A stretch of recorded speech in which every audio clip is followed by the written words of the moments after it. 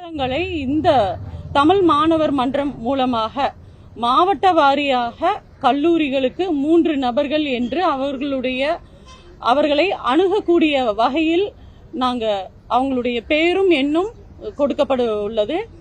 அந்த காலேஜ் விவரங்கள், கல்லூரி என்னென்ன கோர்சஸ் அவைலபிளா இருக்கு, கேம்பஸ் இன்டர்வியூஸ் இருக்கா, எது இப்போ லேட்டஸ்ட் ட்ரெண்டிங்ல போயிட்டு இருக்க கோர்சஸ் அப்படிங்கிற அந்த டீடைல்ஸ் தமிழ் மாணவர் மன்றம் நிர்வாகிகள் வருங்கால 1ஆம் ஆண்டு கல்லூரி மாணவர்களுக்காக இதை எடுத்து சொல்ல உள்ளார்கள்.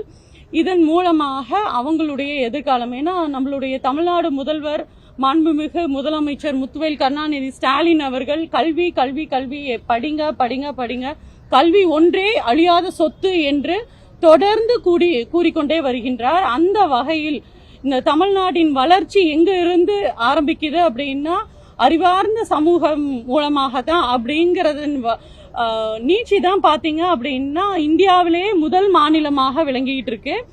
அந்த வகையில பாத்தீங்க அப்படின்னா இப்போ கொஞ்சம் இந்த தலைமுறை பாத்தீங்க அப்படின்னா கொஞ்சம் அதுல இருந்து விலகி அவங்க அறிவார்ந்த சமூகம் தமிழினம் அப்படிங்கறத தாண்டி தற்குறிகளாக மாறிக்கொண்டு இருக்கும் இந்த சமயத்தில் நாம அவர்களை வழி நடத்துவதற்காக, சீரமைப்பு செய்வதற்காக இன்று எங்களுடைய தலைவர் தமிழ்நாடு முதல்வர் அவர்கள் தமிழ் மாணவர் மன்றம் மூலமாக இந்த முன்னெடுப்பை முதல் கட்டமாக எடுத்துக்கொண்டுள்ளார்.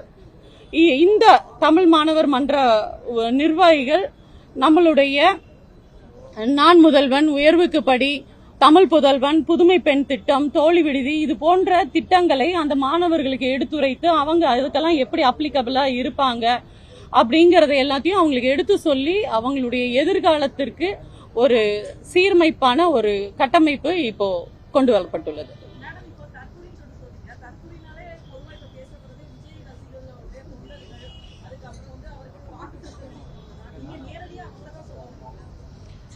நேரடியா இதுக்கு மேல டைரக்டா சொல்ல முடியாதுன்னு நாங்க நினைக்கிறோம்.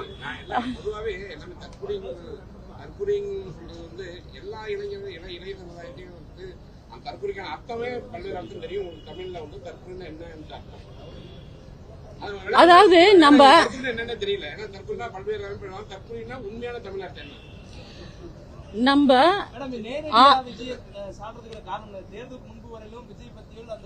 ஏன்னா இனிமேலாவது இப்பதான் அடையாளப்படுத்தியிருக்காரு. அந்த விஷயத்துல நாங்க அந்த கட்சிக்கு நன்றி தெரிவிச்சுக்கிறோம்.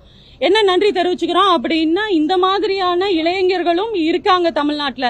ஏன்னா தொடர்ந்து நம்ம என்ன நினைச்சிட்டு இருக்கோம்னா தமிழினம் அப்படிங்கறது அறிவார்ந்த இனம் அப்படின்னு தான் நம்ம இது நாள் வரை நினைச்சிட்டு இருந்தோம். ஆனா அதுக்கு அப்பாற்பட்டு இவங்க ஒரு கோணத்திலும் அழகா இருந்தா போதும், வெள்ளையா இருந்தா போதும், அவங்களுக்கு ஓட்டளிப்போம் அப்படின்னு சொல்லக்கூடிய பெண்கள் இன்றைக்கு இருக்காங்க இந்த சமூகத்துல.